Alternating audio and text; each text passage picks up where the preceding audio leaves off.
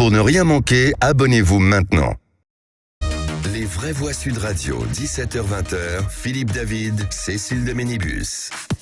Bonjour les amis, quand ça sonne à la porte et que 3 de vos amis préférés sonnent, eh ben, il faut les laisser rentrer et ça s'appelle Les Vraies Voix. Bienvenue dans cette belle maison avec Philippe David jusqu'à 19h. La maison du bonheur, comme chanterait Francis Lalanne. Absolument, c'est un peu la maison du bonheur. Voilà, ma fort loyer, je suis preneur. Oui, on va y aller, on va parler de choses intéressantes. On pourrait faire un jour Les Vraies Voix en chantant. Absolument. On s'est dit qu'avec Philippe David, on allait faire une chanson. Oui, on va faire une chanson. Oui, on va faire exactement, une chanson. Une chanson un peu parodique, peut-être qu'on traitera de vous. En attendant, on verra. Quoique vous nous inspirez énormément. On va revenir à vous dans quelques instants. En attendant, le sommaire de cette émission pour revenir sur la condamnation de Nicolas Sarkozy. Est-ce que vous l'estimez trop sévère, pas assez sévère ou normal? On en parle bien sûr à 17h30 pour notre grand débat. Nicolas Sarkozy a été condamné ce mercredi à 3 ans d'emprisonnement, dont 1 ferme sous bracelet électronique pour corruption et trafic d'influence. Dans l'affaire des écoutes, l'ancien chef de l'État a également été condamné en appel à une privation de ses droits civiques pendant 3 ans, ce qui le rend inéligible. C'est une sanction inédite pour un ancien président, Philippe. Absolument, Cécile, une sanction qui va même au-delà des 3 ans d'emprisonnement qui avait été réclamée par le parquet général en décembre dernier. Pour l'avocate de Nicolas Sarkozy, cette décision en appel est, je cite, particulièrement inique et injuste. Elle a d'ailleurs annoncé dans la foulée former un pouvoir en cassation qui est suspensif de toutes les mesures qui ont été prononcées. Alors est-ce que pour vous, cette condamnation, elle est trop sévère? Vous dites non, on ne condamne pas un ancien président. Ou pas assez sévère? Vous dites écoutez, un ancien président, ça doit être exemplaire. Il faut donc taper fort. Ou est-ce que pour vous, la justice a donné une sanction normale dans tous les cas de figure? Appelez-nous au 0826 300 300 et vous dites à 69% que ce n'est pas assez sévère. Et après, vous auriez pu dire injuste aussi, parce que peut-être que vous estimez qu'il y a une condamnation à 69%. Absolument pas assez sévère. 16% trop sévère et 15% normal. Et puis à 18h30, je suis effaré. Peut-on accepter un tel climat de haine et de violence dans la politique française ces derniers jours? Les violences s'enchaînent avec l'incendie criminel envers le maire de Saint-Brévin ou encore l'agression du petit-neveu d'Emmanuel Macron à Amiens. La classe politique dénonce un climat de haine qui ne semble pas s'atténuer, Philippe. Oui, la violence n'est pas une réponse à l'opposition à un projet, martèle la présidente du groupe Renaissance à l'Assemblée, Aurore Berger. De manière générale, le président de l'Association des maires de France, David Lisnard, parle de crise civique profonde. Alors il n'y a pas qu'en politique qu'il y a de la haine. 2 étudiants, 2 responsables de l'Uni ont été menacés de mort à Grenoble, à l'université de Grenoble. Et bref, la violence, elle est partout dans la politique française et chez les jeunes, chez les anciens, chez tout le monde. Est-ce que pour vous, on peut accepter un tel climat de violence? Vous dites oui, ça fait partie de la démocratie. Vous dites non, on n'est plus dans le champ républicain. Dans tous les cas de figure, un seul numéro, encore et toujours est le même, le 0826 300 300. En tout cas, cette question, est-ce que le climat de haine, de violence dans la politique est acceptable? Vous dites non à 56%. Soyez les bienvenus, c'est Les Vraies Voix jusqu'à 19h. Les vraies voix Sud Radio. Et Philippe Bilger, dans la douceur, dans la clarté, dans la bienveillance. Et pourtant, il dit des choses intéressantes et intelligentes. Ça va, Philippe? C'est adorable de me créditer de la qualité de la douceur. J'y suis sensible. Oui. Je pensais que vous en aviez le monopole, ma chère Cécile. Mais vous n'avez pas le monopole de la douceur. Mais vous êtes doux. J'essaye de l'être, en tout cas, aux vraies voix. Quand je dis vous êtes doux, vous faut répondre je suis de Paris. Oui. Voilà. C'est beau comme du Philippe David. Enfin, si vous dites je vous êtes doux, vous répondez je suis dur, ça peut être mal interprété. Oui, ça vous n'étiez pas obligé de la faire. Allez, Elisabeth Lévy est avec nous. Elisabeth, directrice de la rédaction de Causeur. Ça va, Elisabeth? Ça va très bien. So charming. Et too charming. Yes. Olivier d'Artigol, vous avez vu quelque chose qui vous fait peur ou qu'est-ce qui se passe? Éditorialiste politique. Présent. Il écarquille les yeux, ou alors vous n'avez pas dormi cette nuit, ou c'est J'ai très bien dormi. Vous avez très bien, ou trop peut-être. Ou pas assez. Normal. Est-ce que vous voulez qu'on vous loue quelques mots? Oui. Pour dire des phrases complètes, ou vous nous dites une phrase, c'est un sujet, un verbe, un complément. Je m'économise, je sais qu'après ça va en crescendo, donc je m'économise, mon pic c'est sur le quiz actu. Une question, vous avez révisé combien d'heures pour le quiz actu à peu près aujourd'hui? Je n'ai pas dormi. On comprend tout. On comprend tout, on comprend maintenant. Bon. Et c'est un 3e Philippe que nous invitons ce soir, qui nous appelle de Sarlat, en Dordogne. C'est beau ça. Bienvenue, cher Philippe. Bonsoir Philippe. Rien que d'entendre le nom Sarlat. Philippe, vous êtes avec nous? Oui, surtout les pommes. Oui, tout à fait. Comment ça va, Philippe? Très bien, très bien. Et avec la fraîcheur du jour, c'est formidable. L'esprit est clair. Il fait frais dans le Périgord. Il fait frais chez vous? Ah la vache, oui. Ça, c'est le cri du cœur. Vous faites quoi dans la vie, Philippe? Ça n'est pas indiscret. Non, pas du tout. Je suis un retraité, et ancien chef d'entreprise qui était spécialisé en commerce international en Amérique centrale. Ah, magnifique. Et vous êtes un retraité heureux? Oui, très occupé. Ben voilà, c'est ça. Moi, j'aime les retraités qui sont plus occupés que lorsqu'ils travaillaient. J'adore ça. C'est un peu ça. C'est un peu ça. Donc, vous êtes notre vraie voix du jour, mon cher Philippe. Donc, vous restez avec nous pendant toute l'émission et vous jouerez bien entendu à notre jeu magique. En attendant, écoutez ça. Règle numéro 1 à Wall Street. Il n'y a personne qui sait. Je me fous que tu sois Warren Buffett ou Jimmy Buffett, car personne ne sait si une action va monter, descendre, se barrer sur le côté ou tourner en rond. Et les courtiers encore moins que les autres. C'est que du vent. Tu sais ce que c'est que la finance? Oui, la finance, c'est vendre, acheter... Non, ça n'a rien à voir. C'est du vent, du bluff. Poudre aux yeux. Et pourquoi ce film Le Loup de Wall Street? Puisque le 17 mai 1792 naissait Wall Street et donc la bourse américaine. Absolument, voilà. C'est l'anniversaire aujourd'hui. Exactement, de la cotation américaine. On apprend en s'amusant avec vous. Écoutez, très bien. Voilà, on vous a mis un film parce que c'est le Festival de Cannes et on vous a mis... Je me sens déjà plus intelligente. Ouais, c'est ça. Mais bien fait de venir. En commençant par Wall Street, l'émission ne va pas dans le mur. Mais c'était... Il y avait un bon moment. Mais il a quand même fait une blague polyglotte. Arrêtez, Elisabeth, de le flatter. Ne l'encouragez pas. Je suis beaucoup plus indulgente comme magistrate que vous. Et Elisabeth, ne dites pas des mots qu'on ne peut pas comprendre. Polyglotte, c'est trop. Il y a trop de lettres. Allez, tout de suite, le réquisitoire du procureur. Les vraies voix Sud Radio, le réquisitoire du procureur. Philippe Bilger. Et monsieur le procureur veut requérir contre l'inefficacité ciblée de la justice. Notamment l'agression contre le petit Bonjour, la messagerie de Philippe, je ne suis pas là. Si vous ne me donnez pas mon sujet intégralement, je suis incapable de penser. Faut le lancer. La perplexité. Vous voyez que toutes les victimes en France aient la même sollicitude de la justice. Voilà, alors je trouve l'agression odieuse. Entendons-nous l'agression de Jean-Baptiste Trogneux par des voyous qui invoquent le prétexte politique d'une opposition à Emmanuel Macron. Mais...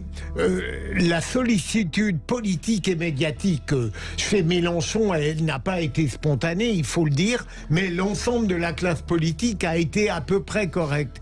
Mais sans vouloir offenser le couple Macron ni porter atteinte à l'intégrité de ce jeune homme ou de cet homme, j'aimerais que le couple Macron profite de cette péripétie terrible pour comprendre qu'il y a une France qui est globalement victime, qui vit des détresses, des désespoirs, des agressions, et qu'au fond, pourquoi la classe politique et le créneau médiatique ne s'intéressent pas de la même manière à tous ces abandonnés, à ces désespérés. J'espère ne pas faire des réquisitions démagogiques, parce que je l'ai toujours pensé, cela. Bon, on va pas me dire que ça garantit la validité du propos, mais j'ai la faiblesse de considérer que ce que je pense depuis toujours est exact. Alors quand même, moi j'aimerais, mon cher Philippe, avec tout le respect que doit notre procureur, vous contester un peu, bien entendu, pourquoi il n'y a pas le même intérêt médiatique, mais pour une pure raison pratique, c'est que des agressions, quand il y a une agression horrible, rappelez-vous le petit Yuri agressé par 8 collégiens, si vous voulez, tout le monde en a parlé, on en a fait 2 jours.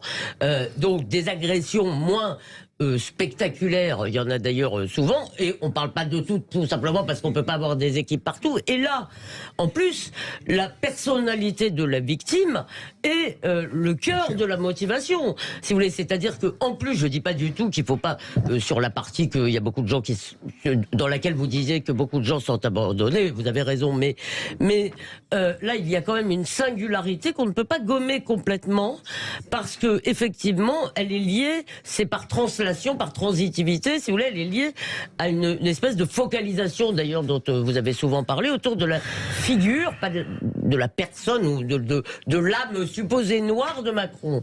Donc là, il y a quand même quelque chose, il y a une démonologie macroniste qui s'est mise en place. Démonologie magnifique.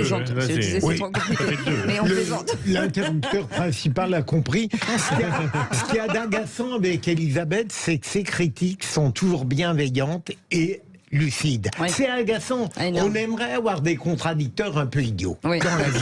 C'est ça. Et bon, on va le faire. Ça tombe bien. Les choses sont bien organisées. Je n'osais pas le dire, Olivier. Au bon accueil, bonjour. Mais ce qui est juste dans ce que nous propose le procureur ce soir, c'est qu'avec une telle actualité, il y a bien sûr les indispensables interventions pour dire presque à l'unanimité de la classe politique notre condamnation, les commentateurs, les journalistes, et il faut le faire.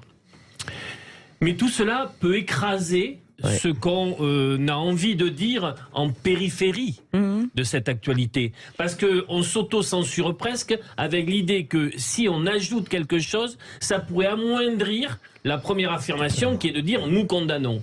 Mais par exemple, il y a énormément, on peut le dire, de personnes qui se disent depuis que cette actualité funeste est arrivée, mais c'est tous les jours. Et il peut y avoir des agressions au quotidien, dans nos vies, dans nos quartiers, dans nos propres familles, qui ne sont pas prises en considération, qui existent moins dans le traitement médiatique, qui se passent sous les radars. Et il y a beaucoup de personnes qui ressentent donc dans ce moment-là le sentiment que leur vie ne sont pas prises en considération comme peut l'être en l'occurrence une actualité qui est dramatique. C'est terrible ce que vous dites, parce que moi je crois que la justice intervient également, c'est dans les cas d'agression comme ça, la police, la justice intervient. Ce que vous dites, c'est qu'en fait, si quelque chose n'est pas médiatisé, il n'a plus de valeur. Non, ça n'a plus de valeur, parce que, pardon, je trouve qu'il y a quand même un peu dans ces... Mais on va peut-être en reparler, je finis juste cette phrase. Dans ces réactions qui sont un peu celles de Mélenchon, mais pas avec un esprit plus tordu d'ailleurs, mais qui de dire oui, mais et moi. C'est-à-dire, il y a un détournement de compassion publique et moi, j'ai pas eu ma dose de compassion. C'est un peu mesquin au lendemain d'une agression. Je parle pas de vous là, parce que vous l'avez pas du tout dit pour vous. On est très en retard, mais on y reviendra tout à l'heure, on va en parler. Vous restez avec nous dans un instant, on fera les trois mots dans l'actu de Félix Mathieu, et puis on va revenir sur cette question, est-ce que sur la condamnation de Nicolas Sarkozy, est-ce qu'elle est trop sévère, pas assez sévère, normale ou totalement injuste, vous avez le droit de le dire aussi. 0826 300 300, on est ensemble avec Philippe David et nos vraies voix du jour jusqu'à 19h. À tout de suite. Les vraies voix sont avec nous, Philippe Bilger est avec nous, Elisabeth Lévy est avec nous, et mais Olivier d'Artigol aussi, j'allais vous appeler que pas votre nom de famille. Voilà, je m'économisais aussi sur vous. Jusqu'à dit Philippe Bilger, j'ai cru que vous alliez l'appeler Simplet, mais bon. Ah non, alors moi, je me permettrais absolument il a démontré qu'il ne l'était pas. Absolument. Et avec Philippe David jusqu'à 19h, tout de suite, c'est Félix Mathieu avec les trois mots dans l'actu. Les vraies voix Sud Radio. Bonsoir Félix Mathieu. Bonsoir tout le monde. Et vos trois mots dans l'actu sont cassation, agression et mensonge. Nicolas Sarkozy condamné en appel à 3 ans de prison, dont un ferme, peine inédite pour un ancien président de la République. Il se pourvoit en cassation. 3 prévenus placés en détention provisoire après l'agression du petit-neveu de Brigitte Macron. Côte cassée, hématome cérébral, doigt foulé. De la légitime défense, ose affirmer l'un des gardés à vue. Et puis les mots forts du maire de Saint-Brévin, Yannick Morez, accuse de mensonge le préfet de Loire-Atlantique devant les sénateurs. Il confirme aussi sa démission suite à l'incendie de sa maison. Les vraies voix Sud Radio. Un ancien président condamné à de la prison ferme, c'est une première en France. 3 ans de prison, dont un ferme pour Nicolas Sarkozy. Peine à effectuer sous bracelet électronique assorti d'inéligibilité. Ce matin, la Cour d'appel a confirmé sa condamnation dans l'affaire des écoutes, accusé d'avoir noué un pacte de corruption avec son avocat ainsi qu'un haut magistrat de la Cour de cassation. Le tout via une ligne téléphonique ouverte au nom de Paul Bismuth. Ligne censée déjouer les écoutes des juges d'instruction chargés du financement libyen de sa campagne de 2007. Aux côtés de Nicolas Sarkozy, également condamné, son ancien avocat, donc Thierry Herzog, et l'ancien haut magistrat en question, Gilbert Azibert. Tous 3 annoncent former un pourvoi en cassation, comme le justifie maître Jacqueline Lafont, l'actuelle avocate de Nicolas Sarkozy. Nous allons poursuivre devant la Cour de cassation. Nous irons jusqu'au bout du chemin judiciaire s'il le faut. Cette décision-là me semble stupéfiante. Elle est critiquable, contestable, en droit, en fait. Et nous ne lâcherons pas ce combat-là, qui est un combat juste, face à une décision particulièrement inique et injuste. Autre rendez-vous de Nicolas Sarkozy devant la justice, le procès en appel de l'affaire Big Malion prévu à l'automne sur le financement de sa campagne de 2012. Le parquet vient aussi de requérir son renvoi en correctionnel dans l'affaire des soupçons de financement libyen de la campagne de 2007. Oui, on en parlera tout à l'heure, bien sûr. Dans quelques instants, venons-en à l'agression du petit-neveu de Brigitte Macron devant sa chocolaterie à Amiens. 3 mises en examen viennent d'être placées en détention provisoire. Un procès prévu dans un peu moins de 3 semaines pour les 3 hommes de 20 à 34 ans. Une adolescente de 16 ans sera présentée à un juge des enfants. Jean-Baptiste Trogneux souffre, selon ses proches, d'une ou 2 côtes cassées, d'un hématome cérébral et de 3 doigts foulés. Tout a dégénéré donc lundi soir. Après l'interview télévisée du chef de l'État, l'un des manifestants gardé à vue puis relâché, Jimmy Lelièvre, ose affirmer aujourd'hui que c'était de la légitime défense. On est parti en manif sauvage, donc du coup une manif non déclarée. On a fait tout le tour du centre-ville et on s'est arrêté devant Jean Trogneux. Il y a eu juste des poubelles posées, il y a eu juste un sac lancé. C'est tout simplement ça, c'est quand après c'est Jean-Baptiste Trogneux qui est sorti, qui a carrément plaqué mon collègue à terre. Donc la légitime défense, elle est quand même là. C'est un SDF, c'est un marginal, il s'est défendu de ses propres moyens. Il était seul à se défendre contre Jean-Baptiste Trogneux. Ce protagoniste qui par ailleurs ne semble pas voir la particularité de cette affaire-là, à savoir s'en prendre à quelqu'un pour la seule raison de son lien de famille avec un responsable politique. On a touché quand même un point sensible de la famille de Brigitte et de Macron. Mais comme je vous ai dit, s'il y aurait une émeute dans les quartiers nord ou dans les cités de France, est-ce qu'on aurait parlé ça aux infos? Du tout. C'est là où on a touché quelque chose de cette famille, ça les a touchés. Voilà, tout simplement. Des propos recueillis par l'agence France Presse à Amiens. Finalement, donc pas de comparution immédiate à la demande des avocats des 3 prévenus qui seront jugés normalement le 5 juin. Réaction rapide dans 3 semaines. C'est, j'allais dire, sur le plan judiciaire, c'est impeccable. Et il a le droit de dire ce qu'il veut. Il sera sans doute entendu comme témoin. Ce jeune homme, il dira ce qu'il veut. Hein. Il y aura un débat, c'est essentiel. Elisabeth Lévy. Non, j'ai été frappé par la dernière intervention.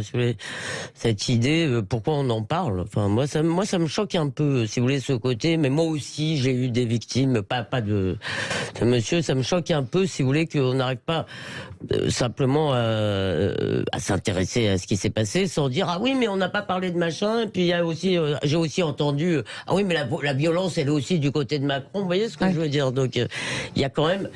On oublie un aspect là-dedans, c'est quand même 8 contre 1. Excusez-moi, on a fini par s'habituer, parce que c'est pas la première fois que non, mais c'est tout le temps, la légitime défense. 1 contre 8, la légitime défense. La légitime défense, quand on est tout seul, on attaque rarement 8 personnes, moins de... Oui, le propos est très basique, on l'entend. Oui. Olivier d'Artigol. Moi, j'attends l'avancée de l'enquête et le travail judiciaire. Parce qu'on a des éléments, mais incomplets. Ce que je sais aujourd'hui, c'est qu'il y a une victime. Je sais que l'enquête a permis d'identifier les présumés coupables. Et donc, on attend le développement de l'enquête. Qu'est-ce que vous voulez qu'on dise de plus? On ne sait pas s'il y a des caméras d'ailleurs. On ne sait pas, il n'y a pas de caméra peut-être. Allez, venons-en à cette colère froide exprimée ce matin par le maire démissionnaire de Saint-Brévin. Yannick Morez était auditionné au Sénat ce matin après sa démission suite aux menaces et à l'incendie de sa maison. Contexte tendu à Saint-Brévin sur fond d'opposition violente, un centre d'accueil pour demandeurs d'asile. Devant la commission des lois du Sénat, le maire d'hiver droite de Saint-Brévin redit avoir été abandonné par l'État dans cette affaire. Il ne mâche pas ses mots contre le préfet de la Loire-Atlantique et il confirme vouloir démissionner. Je ne reviendrai pas en arrière. Ma femme ne veut plus rester sur Saint-Brévin. La personne n'est toujours pas arrêtée.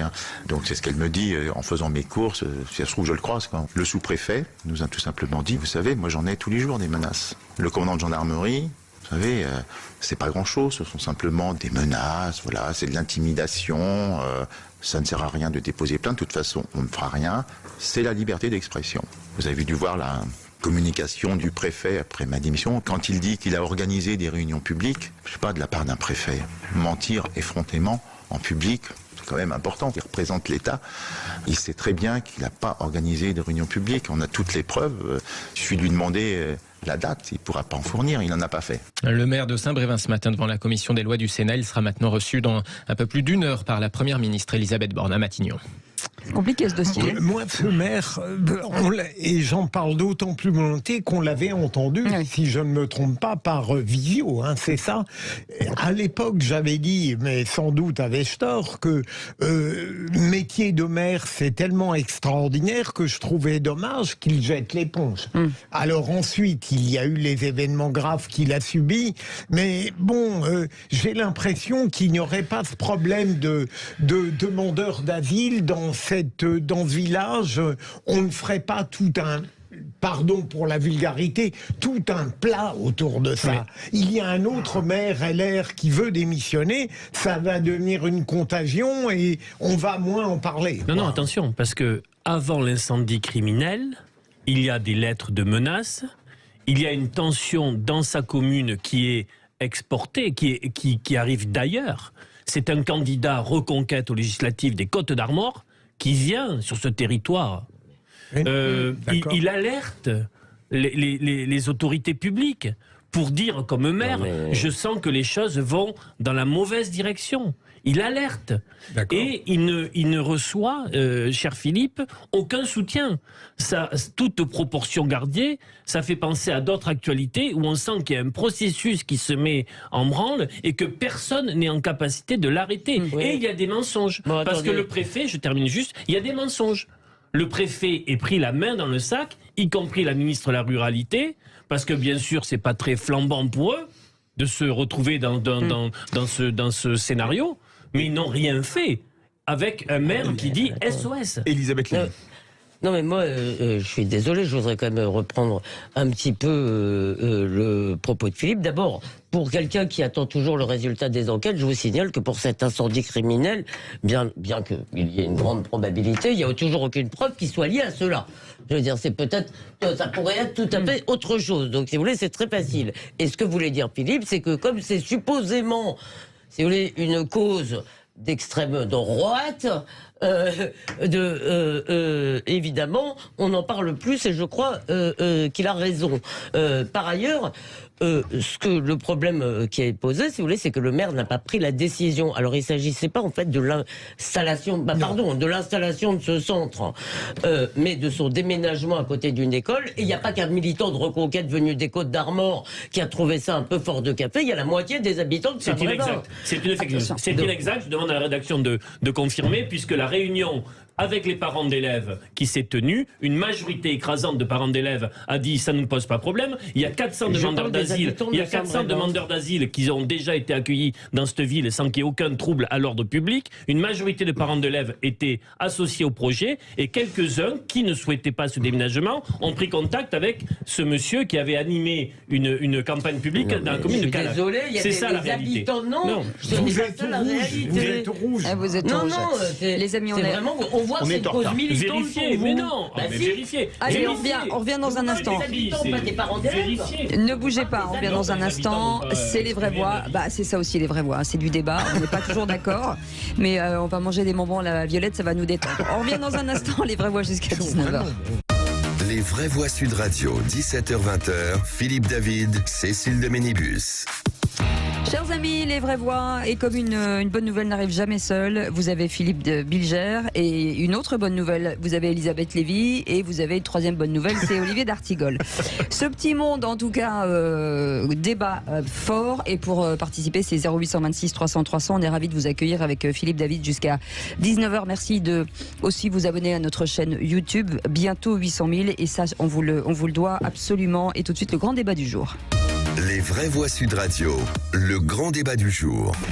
Nicolas Sarkozy, condamné en appel à 3 ans d'emprisonnement, dont un ferme, à exécuter sous bracelet électronique. Les Français doivent le savoir. Cette décision-là me semble stupéfiante. Elle est critiquable, contestable, en droit, en fait. Je ne suis pas un pourri. Aujourd'hui, on a un acharnement contre Nicolas Sarkozy avec une peine dont tout le monde voit bien qu'elle est déraisonnable, disproportionnée par rapport aux faits. Quelle indignité. Peu importe le moyen par lequel un client communique avec son avocat, ça ne peut pas être utilisé contre lui en justice. La vérité finit toujours par triompher. Et Nicolas Sarkozy a été condamné ce mercredi à 3 ans d'emprisonnement, dont un ferme à purger sous bracelet électronique pour corruption et trafic d'influence dans l'affaire des écoutes. L'ancien chef d'État a également été condamné en appel à une privation de ses droits civiques pendant 3 ans, ce qui le rend inéligible, une sanction inédite, Philippe. Et une sanction qui va d'ailleurs au-delà des réquisitions de 3 ans d'emprisonnement avec sursis réclamées en décembre par le parquet général. Alors l'avocat de Nicolas Sarkozy s'est empressé de réagir. Écoutez ce qu'elle a dit. Vous l'avez compris, nous allons former un pourvoi en cassation contre cette décision, pourvoi qui est suspensive de toutes les mesures qui ont été prononcées aujourd'hui. Nicolas Sarkozy est innocent des faits qui lui sont reprochés. Cette décision-là me semble stupéfiante. Elle est critiquable, contestable, en droit, en fait. Et nous ne lâcherons pas ce combat-là, qui est un combat juste, face à une décision particulièrement inique et injuste. Alors, est-ce que pour vous, la condamnation de Nicolas Sarkozy, elle est trop sévère? Est-ce qu'elle n'est pas assez sévère? Est-ce qu'elle est normale? Ou vous pensez même, s'il a été reconnu coupable, que pour vous c'est injuste? On ne condamne pas un ancien président de la République. On vous attend au 0826 300 300.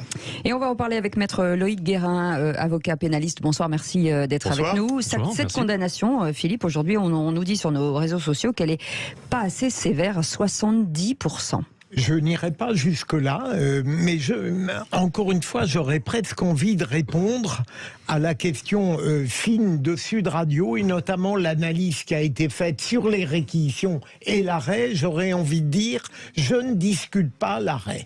Je ne discute pas l'arrêt.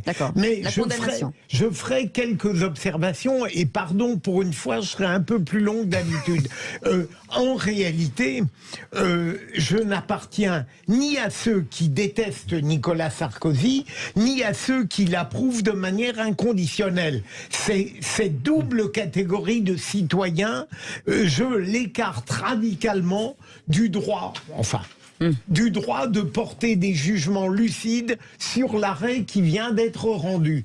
Je pourrais faire la même observation sur la défense de l'ancien président si je ne connaissais pas son avocate, qui est une avocate remarquable, mais qui naturellement est enquistée dans le réseau de son client, qui ne cesse de protester de son innocence, comme Maître Herzog et bien sûr Gilbert Azibert. Donc je veux dire, et je termine, Cécile, que l'argument qui vient d'être donné par Philippe David dans son analyse est très pertinent, et personne ne l'a remarqué jusque-là. Ça n'est pas le parquet à qui on donne satisfaction, puisque le parquet demandait moins. Et c'est la Cour qui décide d'aggraver la sanction demandée par les réquisitions, ce qui montre bien l'équilibre judiciaire et non pas une quelconque partialité à l'égard d'un ex-président dont le passé judiciaire commence à faire beaucoup. Elisabeth Lévy. Alors moi, je ne partage pas du tout les opinions de Philippe Bilger, et je ne fais partie ni des inconditionnels ni des adversaires. J'ai plutôt de la sympathie, comme vous avez peut-être plutôt un peu d'antipathie, mais ça n'obère pas nos jugements. Voilà. Mais moi, il y a deux choses qui me frappent dans cette affaire. Il y en a une qui est antérieure au jugement d'aujourd'hui. C'est pas les assises, c'est un jugement. Non. Donc, au jugement d'aujourd'hui, qui est la validation par la Cour de cassation de l'écoute des conversations entre un avocat et un client, qui me paraît extrêmement grave. D'autant plus que ça s'est fait alors qu'ils n'étaient pas du tout en train de chercher ça. La deuxième chose qui me frappe, c'est que je crois qu'il y a chez certains magistrats la volonté de se payer des politiques, de se payer des puissants qui par définition sont corrompus. Et la troisième chose, c'est qu'il y a une vision très naïve de la politique si on se rapporte aux faits. Parce que en politique, on appelle ça corruption, trafic d'influence. Tous les politiques passent leur temps, je ne mettrai pas à trafiquer, mais à user de leur influence. Et cette influence se manifeste par des placements de X, Y ou Z. Là, on lui reprocherait d'avoir envisagé de s'informer sur son dossier. C'est pas bien, mais excusez-moi, je pense que François Hollande a eu, par exemple, vent de tout ce qui se passait au PNF sur l'affaire Fillon, à peu près en direct, par le truchement de sa conseillère justice. Donc, il faut quand même pas nous prendre pour des dindons dans cette affaire. Tout le monde passe son temps à passer des coups de fil, à dire « Ah oui, tiens, je te recommande X, Y ou Z ». Il ne l'a pas fait.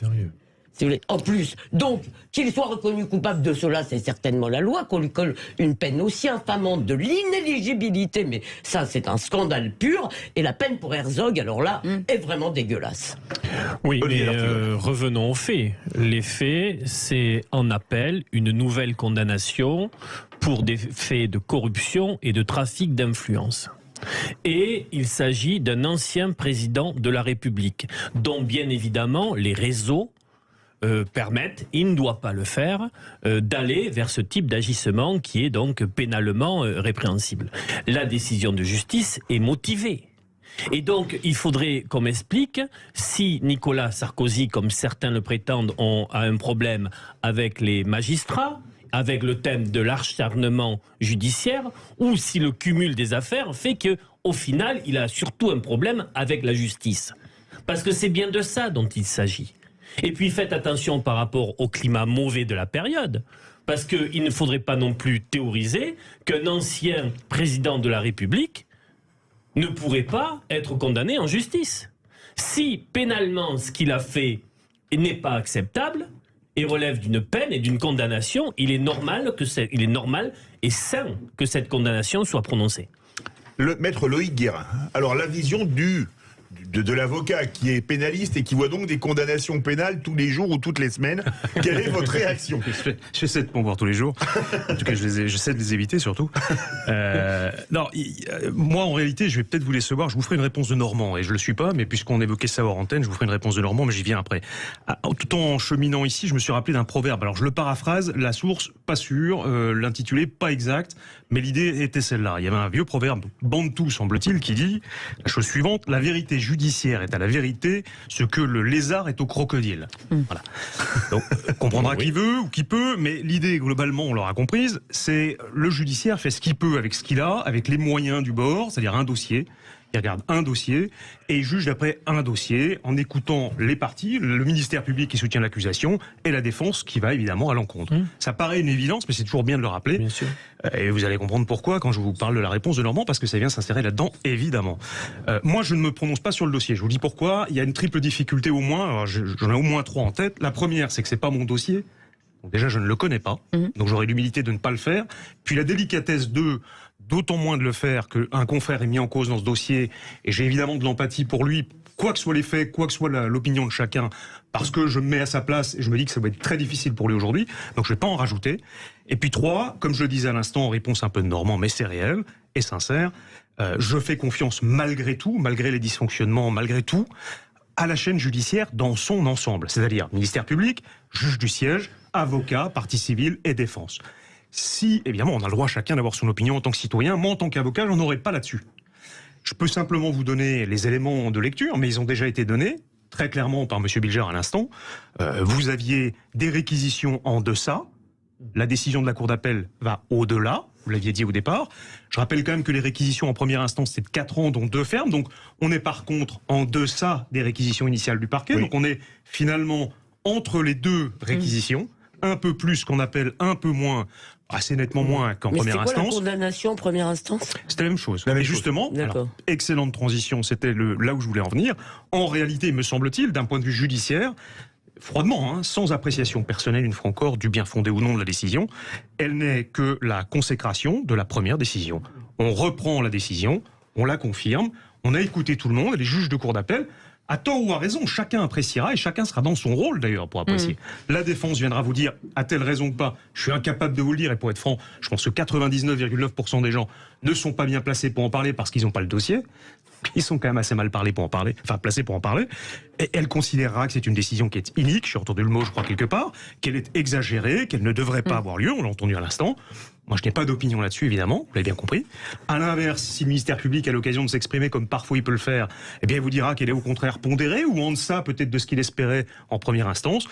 Aura-t-il tort ou raison? Je n'en sais strictement rien, et pour être franc, humblement, je pense qu'assez peu autour de la table savent exactement quelle position adopter. Allez, 0826 300 300, Philippe qui est avec nous de Sarlat. Philippe, bonsoir, rebonsoir. Oui, bonsoir. Écoutez, j'écoute avec beaucoup d'attention tout ce qui est dit.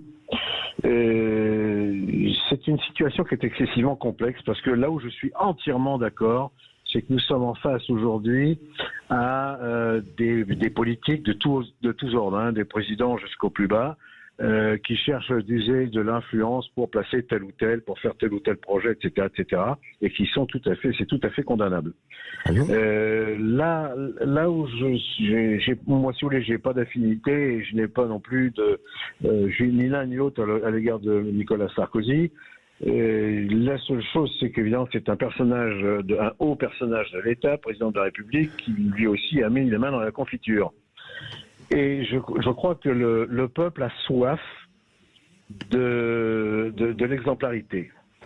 Et à mon propre avis, je crois qu'avec le temps qui passe, des condamnations et des peines de prison, aujourd'hui, dans le droit que nous avons et dans l'énorme problème que nous avons en France, je n'irai pas sur des peines de prison, mais j'irai plutôt, au porte-monnaie, à l'éligibilité, à la position du personnage, et des amendes très très lourdes. Et ça réagit dans le studio avec Elisabeth Lévy. Moi, je trouve ce discours un petit peu dangereux, parce que ça signifierait qu'en gros, nous avons des politiques qui sont affreux, vraiment, qui font des choses horribles. Quand j'ai dit que, oui, ils jugent de leur influence, c'est leur activité, en réalité. Ça fait partie. J'ai essayé de vous montrer que derrière les mots trafic d'influence et corruption, on n'est pas très loin. Si vous voulez, il y a on n'est pas très loin de ce qu'est l'activité politique de tous les jours. J'appelle X, Y ou Z pour lui parler de X, Y ou Z.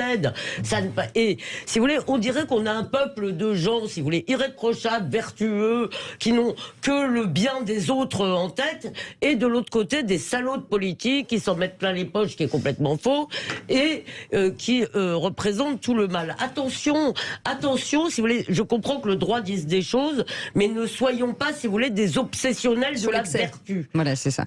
0826 300 300. Vous vouliez réagir, Philippe, avant Yann. Allez-y. Je retrouve Elisabeth toujours fidèle à elle-même, intelligemment ignorante en matière judiciaire, alors qu'elle sait beaucoup de choses par ailleurs. Et j'ai beaucoup aimé votre intervention, maître, parce que je n'espérais pas entendre quelqu'un d'aussi intelligemment modéré. Parce que de la part d'un avocat pénaliste, c'est très rare sur un sujet pareil. Mais tout ce que vous dites, Elisabeth, n'est pas exact. Il ne s'agit pas de condamner une quelconque vertu. Ce que vous invoquez, ça n'est pas un coup de main qu'on donne, c'est un pacte de corruption qui doit servir à un magistrat qui était à la Cour de cassation. Mais ils ont envisagé de le faire, finalement ils ne l'ont pas fait. Oui, c'est constitué.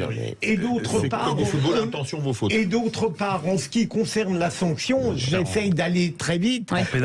On ne la tire pas au sort, on réfléchit aux données de la personnalité, au passé judiciaire, à la gravité des faits, et donc elle aboutit d'une manière cohérente. Et comme l'a dit Olivier, on a affaire à un ancien président qui les accumule. C'est tout de même énorme sur le plan démocratique. Allez, quand vous parlez du droit, on dirait que vous parlez de sciences physiques ou de mathématiques, si vous voulez, qu'il n'y a qu'une seule interprétation, que c'est comme ça. C'est incroyable. Excusez-moi. Le droit, c'est une science humaine. Et c'est pour ça qu'on a le droit aussi d'avoir un point de vue. Et on a le droit d'appeler 0826 300 300. On prend Yann tout de suite d'élan. Et c'est pour ça qu'on a l'appel, Elisabeth. Bonsoir Yann. Votre avis. Oui. Bonsoir Philippe. Bonsoir Cécile. Bonsoir à tous. Monsieur Bilger, moi, je suis complètement en désaccord avec vous là, en l'occurrence. Très clairement, Nicolas Sarkozy, n'oublions pas quand même que Monsieur le Président Sarkozy était aussi affiché sur un mur des cons au syndicat de la magistrature. Donc il ne faut pas l'oublier quand même. Hein. Il ne faut pas l'oublier. Je ne suis pas un partisan de Nicolas Sarkozy, spécialement, même si je suis cadre DLR et que j'étais LR.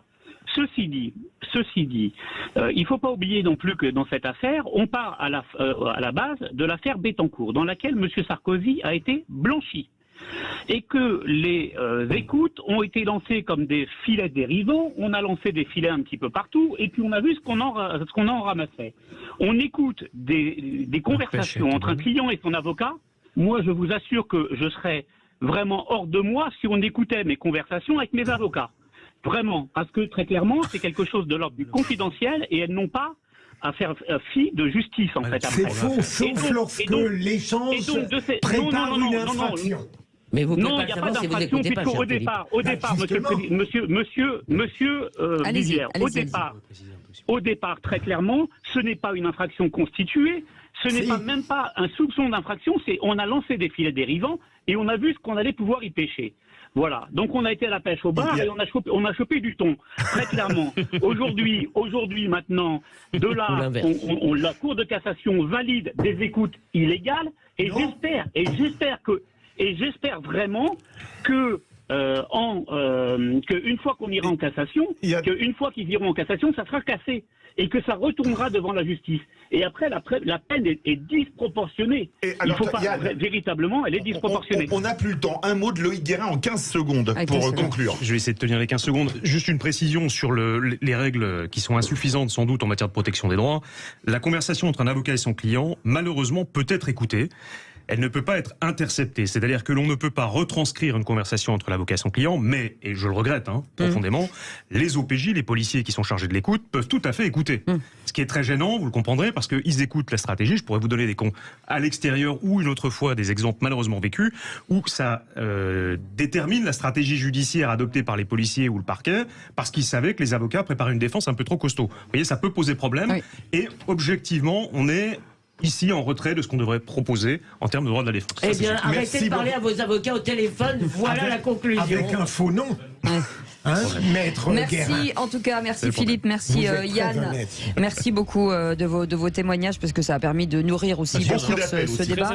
Merci beaucoup Maître Loïc Guérin, sauf s'il veut faire le qui c'est qui l'a dit. Pénaliste. Non mais d'abord je le remercie pour ce qu'il a fait et parce ensuite je vais l'appeler sur son portable pour lui parler de ma stratégie du Kikadi dans un instant puisqu'il va rester avec nous. Allez, à tout de suite.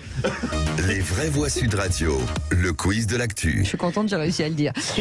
Philippe Bilger est avec nous, Elisabeth Lévy est avec nous, Olivier d'Artigol est avec nous, et puis nous avons gardé Maître Loïc Guérin, appelé Lolo, par ses clients. Non, je dis ça, je dis connerie.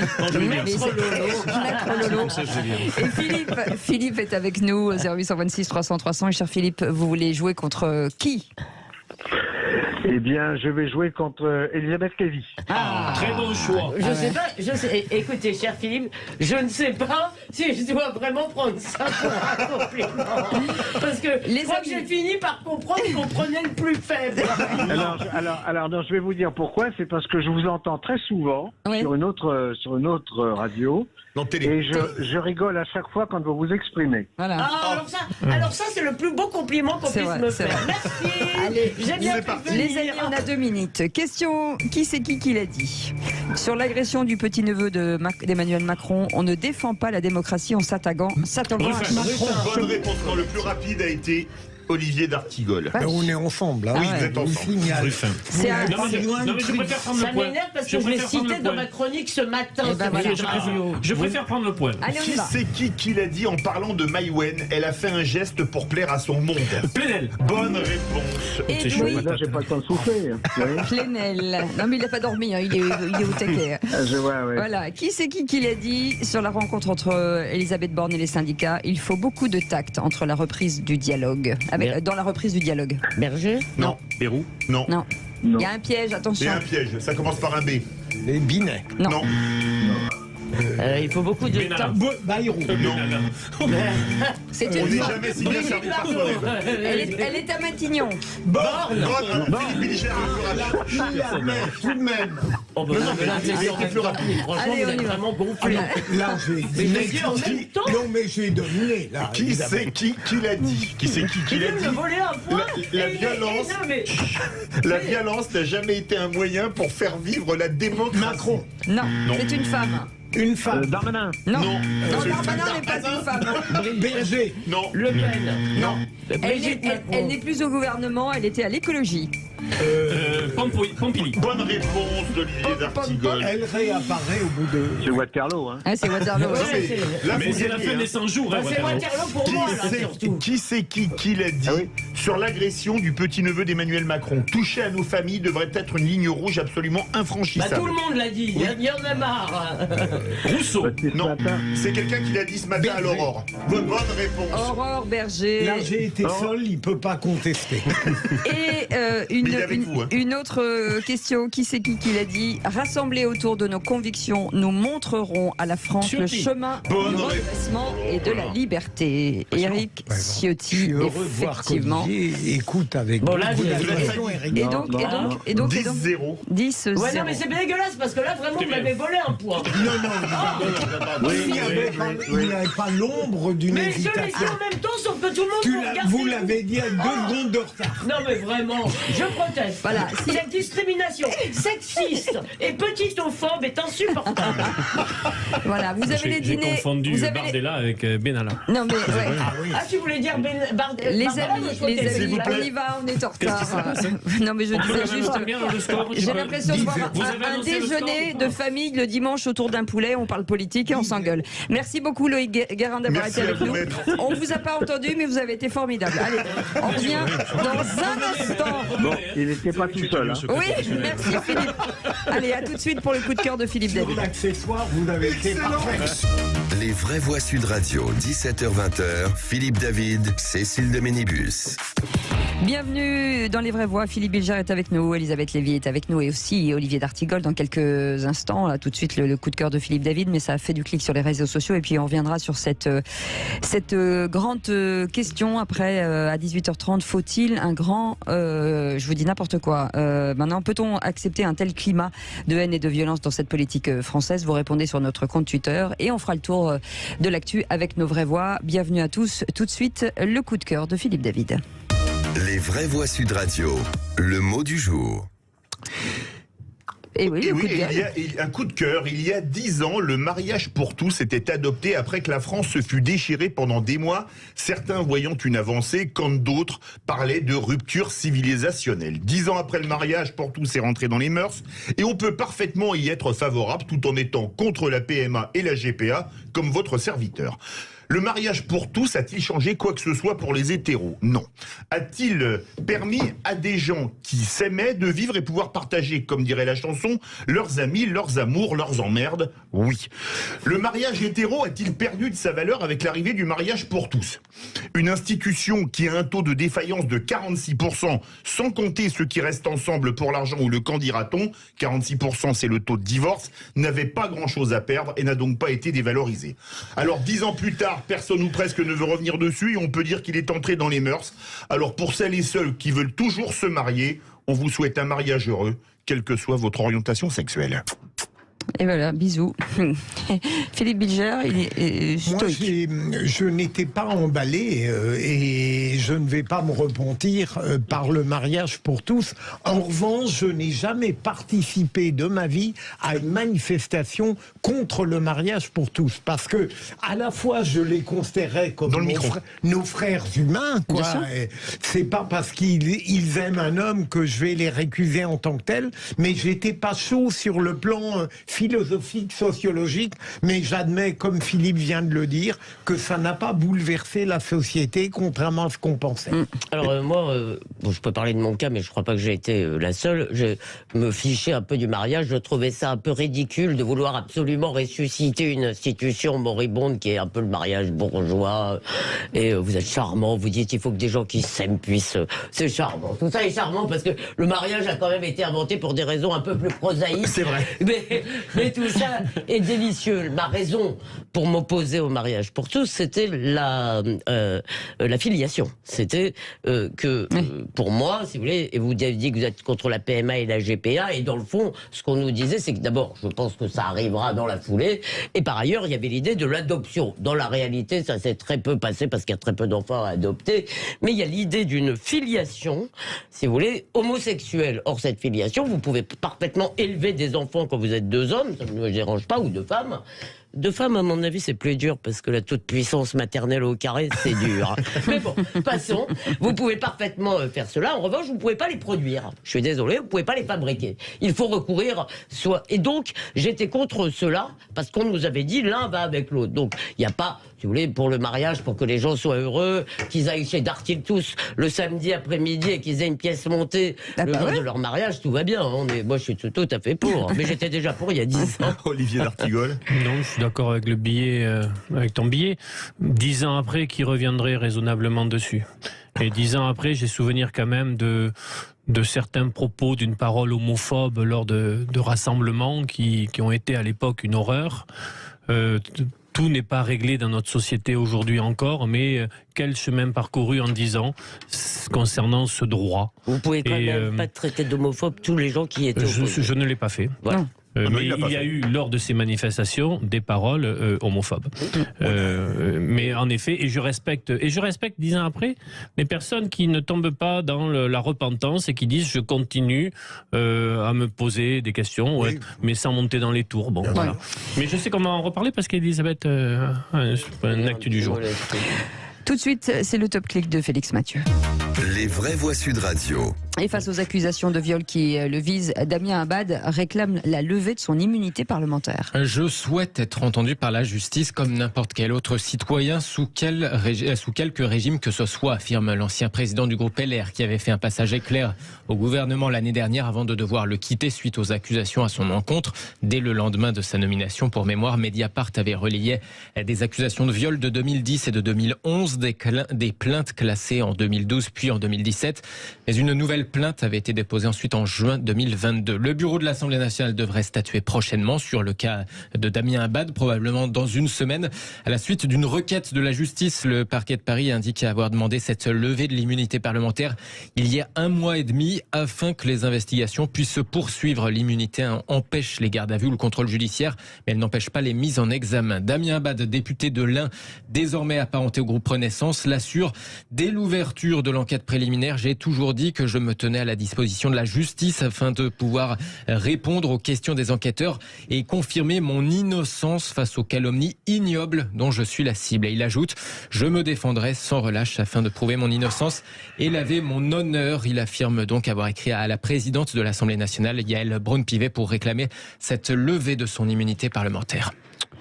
Rien à signaler ? Je suis curieux de savoir tout de même, parce que il protestait de son innocence, il continue à le faire, d'autres invoquaient un comportement habituellement un peu discutable. J'avoue que je suis curieux de voir ce que donnera l'information. Ouais. Olivier D'Artigol, la justice. Et notamment sur les moyens physiques. Mais Philippe, c'est assez bien, non ? Ou c'est demander son immunité parlementaire lui-même. Moi, je trouve que c'est bien. Oui. C'est une suprémabilité ou une totale innocence. Voilà. Et on peut... Bravo, Galbo. Alors là... Autre sujet, la patronne d'Europe Écologie Les Verts, Marine Tondelier, partage sur les réseaux sociaux un extrait surprenant de son intervention de ce matin sur Sud Radio. Les oiseaux disparaissent dans l'indifférence générale. J'y ai pensé toute la nuit. Ce matin, j'étais l'invité de la matinale de Sud Radio. Merci Patrick Roger de m'avoir laissé bousculer l'interview pour parler de ce silence assourdissant. Hashtag parlons vrai. C'est ce qu'ajoute Marine Tondelier en partageant cet extrait. Le vrai sujet dont je vais vous parler ce matin, c'est les oiseaux, la disparition des oiseaux. Ça fait des années qu'on le dit. Un rapport sort hier et nous dit que l'Europe a perdu 25% de ses oiseaux depuis les années 80. C'est 20 millions d'oiseaux qui disparaissent par an. 800 millions d'oiseaux disparus depuis les années 80. Et pour les oiseaux des champs, c'est 60% des oiseaux qui ont disparu. Donc vous voyez, quand vous êtes écologiste, qu'on se moque de vous en disant alors le parti des oiseaux, on s'en fout. La réalité, c'est qu'on devrait tous être le parti des oiseaux et qu'évidemment il faut commenter l'actualité comme on le fait tous les jours, parler des européennes, de la NUPES, des dérapages de CNews et de tout ce que vous voulez, mais pendant ce temps-là, la biodiversité est en train de s'éteindre, le vivant est abîmé et nous faisons partie du vivant. L'habitabilité de la planète pour les 30 prochaines années est remise en question. Et je vais vous dire, on entend de moins en moins d'oiseaux. C'est un silence, mais un silence qui pour beaucoup d'écologistes est assourdissant. Voilà, Marine Tondelier qui ajoute ensuite quelques précisions sur le rôle, explique-t-elle, de notre modèle agricole dans ce constat, avec toujours ce hashtag parlons vrai. Voilà le slogan de Sud Radio, recyclé finalement par Europe Écologie Les Verts. Oui, non, mais elle se moque de nous et heureusement Patrick Roger ne s'est pas laissé enfariner. Elle a joué la montre sur les oiseaux. D'ailleurs, je vois pas en quoi son intervention a amélioré le sort d'un oiseau. Mais excusez-moi, on a le droit de s'inquiéter des oiseaux, ça c'est très bien. Elle doit quand même répondre, et heureusement elle l'a fait, mais pas assez longtemps. Elle a réussi quand même à jouer la montre, de ses propos absolument scandaleux scandaleux, liberticide, antidémocratique sur une chaîne de télé auquel il se trouve qu'aujourd'hui nous travaillons tous les 3 et même tous les 4. Donc, je ne sache pas que nous partageons les mêmes opinions.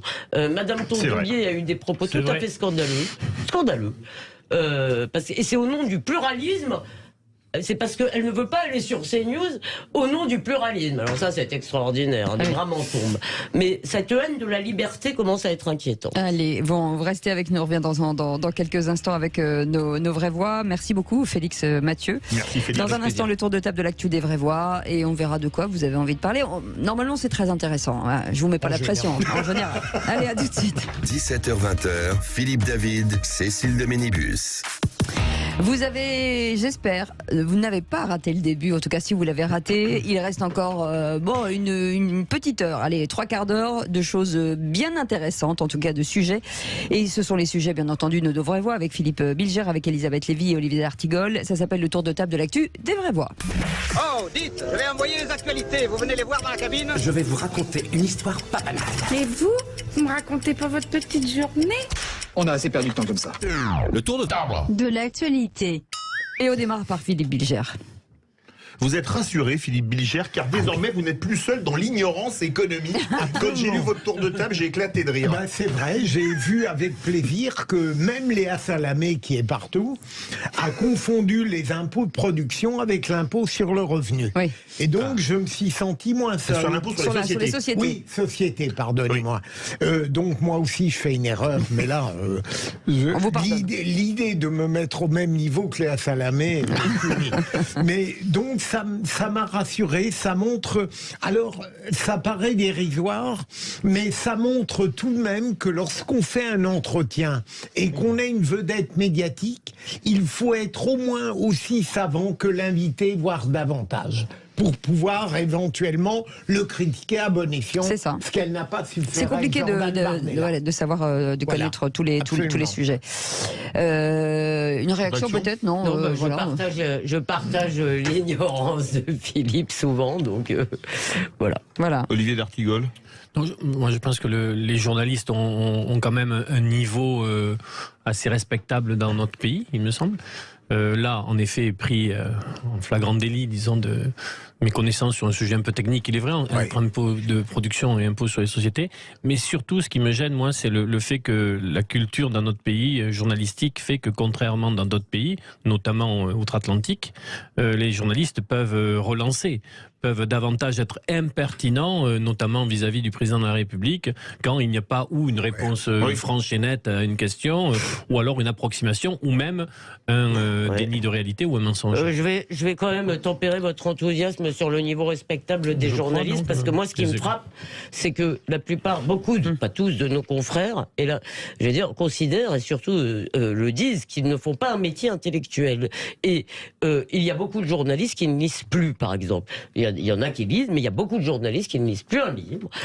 Et je suis désolé, quand vous voyez, par exemple, aux États-Unis, vous avez souvent des gens qui sont de véritables historiens de leur zone. Par exemple, moi, j'ai découvert la guerre en Yougoslavie.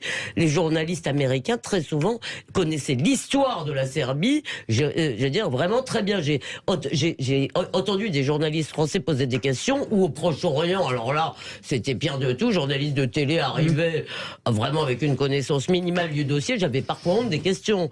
Donc, non, je ne trouve pas que le niveau de tous, global, est monté, et c'est pas en embauchant des gens super mal payés, pas très bien formés, etc., que ça va s'améliorer. Que ça va s'améliorer. Justement, vous avez la parole d'Elisabeth Lévy sur l'extension permanente de la discrimination, par exemple, sur l'exemple de l'homophobie et la transphobie. Bon, je vais essayer d'aller vite, parce que je vois qu'on a pris du temps, c'est-à-dire que, bien entendu, l'homophobie ou la transphobie, nous sommes tous d'accord, c'est-à-dire l'appel à la discrimination, la haine, si vous voulez, exprimer, ou l'appel même à la discrimination ou à des mauvais traitements de personnes est tout à fait inacceptable. Et là-dessus, nous sommes tous d'accord. Mais là, on a eu deux débats que je trouve intéressants. Enfin, il y a eu un débat d'abord sur cette affaire de foot. Alors, il y a des joueurs de foot qui disaient « Je demande qu'on respecte mes convictions ». Ça dépend de ce que... Si sa conviction, c'est d'être homophobe, non, c'est pas une conviction, on va dire, c'est un délit, tout ce que vous voulez, mais non, mais...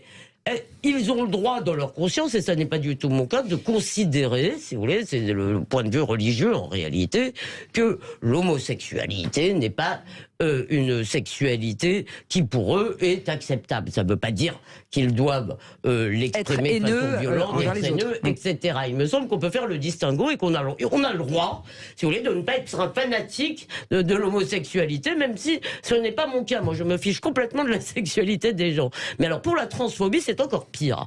Il y a le rapport de SOS Homophobie qui déplore une augmentation des cas de haine, etc. Or, on découvre, alors là, j'essaye d'aller vite pour pas vous infliger la citation, que finalement, dans les actes, dans la transphobie, il y a le fait de considérer que la transsexualité n'est pas une norme, comme parmi d'autres, mais une exception, qui est le fait d'une minorité, et que oui, ça n'est pas effectivement. Et à la fin des fins, si vous pensez qu'il y a des hommes et des femmes, et que c'est une des réalités, disons, les plus structurantes de notre monde, vous êtes transphobe, ce qui doit faire de moi, je suppose, une transphobe, bien que je ne veuille pas le moindre mal, ni le moindre ennui aux personnes.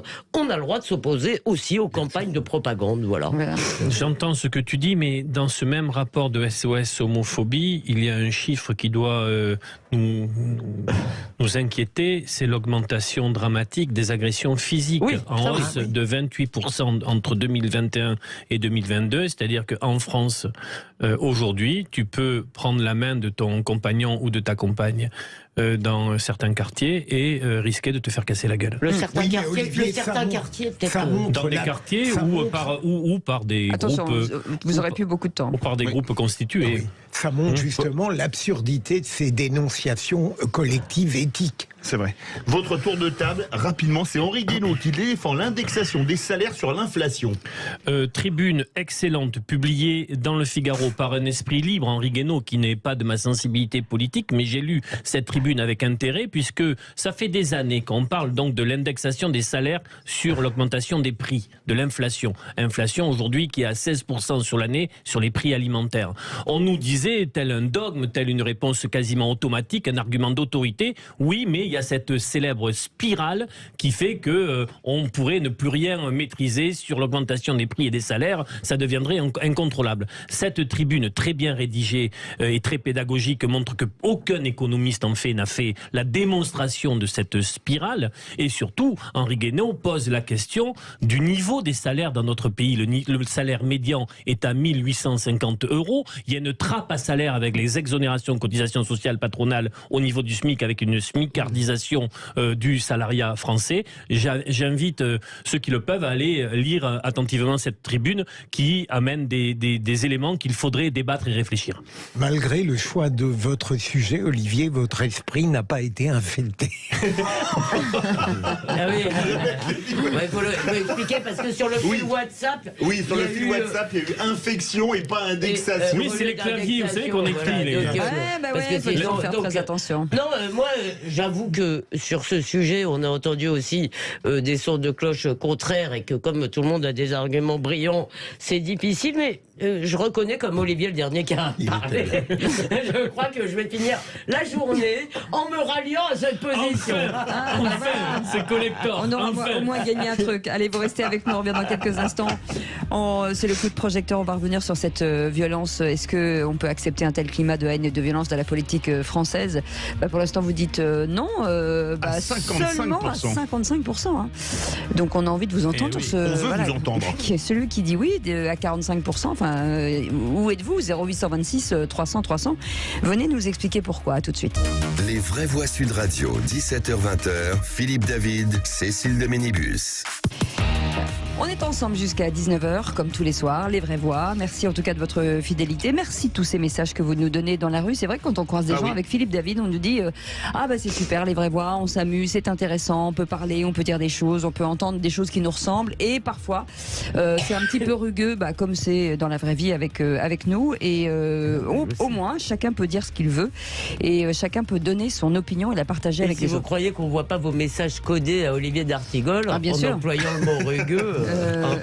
Vous avez compris, Olivier d'Artigol? Non, oui, parce qu'Elisabeth Lévy me reproche de souvent utiliser. Non, je le reproche pas, je le constate. Je dis souvent, c'est rugueux. Oui. C'est rugueux. Ça fait partie des rugueux. Vu ce qu'a dit Cécile, je salue un auditeur toulousain très fidèle qu'on a croisé au Stadium de Toulouse dimanche, qui a dit beaucoup de bien des Vraies Voix et de Sud Radio. Ouais. Très bien. Il nous a jamais envoyé des choses à manger. Non. Non, mais il est bien venu. C'est à l'aune de ça qu'on vérifie. C'est quoi son prénom? Il m'a pas dit son prénom, mais c'était dans. Mais s'il nous aime vraiment. C'était au balcon du Stadium de Toulouse pour Toulouse-Nantes. Vous savez que j'ai failli avoir un accident de voiture. Ah bon? J'ai écouté en écoutant les vraies voix sur le quiz. Ouais. J'étais tellement concentré, j'ai pas vu que la voiture devant me freinait. Et j'ai parce que bon, c'est pas bien. Je faisais un SMS. Ça c'est pas bien du tout. Alors là, il faut pas le dire. Allô, monsieur le procureur. Il faut écouter modérément. Je vais appeler la police. Allez, tout de suite, le coup de projecteur des vraies voix. Les Vraies Voix Sud Radio, le coup de projecteur des vraies voix. Et avec cette question de la violence qui monte d'un cran, et la famille du président est cette fois-ci la cible d'une opposition de plus en plus hostile à tout ce qui apporte forcément et rapporte à Emmanuel Macron. Après l'agression de son petit-neveu, le chef de l'État réagit. Écoutez ce qu'il a dit. Parfois, quand on entend dire telle ou telle forme de violence, quand elle est simplement matérielle, elle se justifie parce qu'il y a une colère. Non, aucune forme de violence ne se justifie. Parce que la violence verbale amène à la violence physique, et la violence contre les biens conduit à la violence contre les personnes. Donc il faut être clair absolument contre toute forme de violence. Et il ne s'agit pas de la déplorer simplement quand elle touche des gens. Et donc c'est l'éducation des plus jeunes, et parfois des plus âgés, et c'est la condamnation claire, par principe, de toute forme de violence. Une violence qui est dans la rue, on l'a vu hier avec ces derniers jours avec l'agression dont a été victime le petit-neveu d'Emmanuel Macron, le maire de Saint-Brévin, ou alors des étudiants de l'Uni à Grenoble menacés de mort, ou encore les insultes à l'Assemblée nationale quand des députés qualifient d'autres de monstres. Est-ce que pour vous, un tel climat de haine et de violence dans la politique française est acceptable? Vous dites oui, vous dites non. On vous attend au 0826 300 300. En l'occurrence, sur notre compte Twitter, vous dites oui à 44%, ce qui est quand même assez énorme. Nathalie Duclos est avec nous, maître de conférences en sciences politiques à l'Université de Tours, co-auteur du livre Violence politique chez Armand Collin. Bonsoir, merci d'être avec nous en direct. Un petit tour de table avec Philippe Bilger et Olivier d'Artigol et Elisabeth Lévy. Philippe? Je rejoins à peu près... tout ce qu'a dit le président de la République à l'instant. Je pense en effet qu'une forme de violence verbale peut entraîner une violence physique. Mais au fond, je me demande si, comment dire... Pardonnez-moi, si je donnais la parole à Olivier et à Elisabeth, je vais retrouver mon raisonnement. D'accord, allez-y, Elisabeth. Oui, alors moi je pense qu'il faut quand même faire très attention, si vous voulez, parce que il faut faire attention avec cette idée que la violence verbale mène à la violence physique, parce que ça pourrait être évidemment, si vous voulez, une raison pour censurer encore plus le langage. Bien sûr, l'invective, l'injure, l'attaque nominative sont condamnables. Mais la critique, même virulente, même injuste, même dégueulasse, je suis plutôt pour qu'on la laisse quand même vivre. Mais cela dit, je voudrais quand même ajouter une chose, c'est que concernant ce qui s'est passé là, il y a la spécificité, je voudrais le redire, parce que là, je crois que nous avons tous eu un peu participé. Je crois que concernant Emmanuel Macron, il y a un phénomène quand même assez spécifique et curieux, si vous voulez, et c'est pour ça que j'ai parlé de démonologie, c'est-à-dire qu'on ne parle plus d'un être humain ou d'un politique que l'on pourrait critiquer à ce titre, mais d'une sorte de démon exutoire de tous nos malheurs. Il faut voir quand même qu'on a parlé de Macron comme quelqu'un qui voulait sciemment faire du mal aux Français. Et donc, si vous voulez, il y a aussi une responsabilité dans notre discours à tous, qui est aussi la sanctification de la colère, la sanctification de l'émotion. Tout ça fait que la violence devient un moyen de résolution des conflits, parce qu'on n'a plus accès au langage quand même. C'est aussi la résonance peut-être dans la rue de ce qu'on entend. Le résultat du sondage Sud Radio doit nous faire réfléchir. Puisque quand dans des débats il m'arrive de dire mais dans le pays il y a aujourd'hui des personnes qui pensent réellement que puisque les formes naturelles, constitutionnelles, politiques, traditionnelles ne permettent pas une résolution de crise, qu'est-ce qui nous reste? Oui, on l'entend. Ouais. Et c'est, je crois, assez installé. Notre pays a vécu une bascule sur le moment des Gilets jaunes, où après l'Arc de Triomphe, l'exécutif a semblé réagir. Ou de Notre-Dame-des-Landes. Ouais, on a cédé. Pardon de n'avoir pas satisfait rapidement l'impatience évidente de tous ceux qui attendaient la fin de mon propos. Mais c'était un bon teasing. Voilà. Ça sonne au standard, que voulait-il dire? Outre que, pour compléter, la violence verbale peut amener la violence physique. Mais tout de même, je séparerais radicalement les débats d'un verbe même dévoyé à l'Assemblée ou ailleurs, des atteintes graves à la violence, à l'intégrité corporelle. Oui. Lorsqu'on passe aux atteintes comme hier, c'est autre chose. Et je termine là-dessus, Cécile, j'ai entendu quelque chose justement de scandaleux ce matin à l'excellente matinale de Patrick Roger, la première phrase de Tondelier, lorsque Patrick Roger l'interroge sur l'agression du petit-neveu, c'est de dire textuellement « la violence répond à la violence ». Ouais. C'est parce que des gens banalisent cette violence que, en réalité, elle existe de plus en plus, même si dans la suite de l'entretien, rapidement, elle a condamné. J'ajoute pour notre invité que peut-être aussi la baisse du niveau général de l'incapacité à verbaliser les situations, à conceptualiser, joue quand même beaucoup. Parce que, excusez-moi, ce qu'on a vu là, on a entendu certains des protagonistes. Excusez-moi, ça volait pas très haut. Oui. Nathalie Duclos, on dit que la démocratie est malade. On dit qu'effectivement, beaucoup de gens disent qu'ils ne sont pas entendus, qu'il y a une espèce de montée de haine, et certains disent il nous reste que la violence finalement pour se faire entendre. Écoutez, je pense que effectivement il faut contextualiser. Il faut toujours contextualiser les violences. Il faut les rapporter à une situation politique, à des situations d'interaction entre différents acteurs. Et là, on est sans doute en train de payer le fait que il y a des dysfonctionnements de la démocratie aujourd'hui, avec tout de même une difficulté qui est que on peut remonter sans doute très très loin, mais déjà on peut remonter à la dernière élection présidentielle. C'est une élection qui a quand même été en grande partie confisquée parce que elle ne s'est pas faite sur la base de projets, de véritables débats.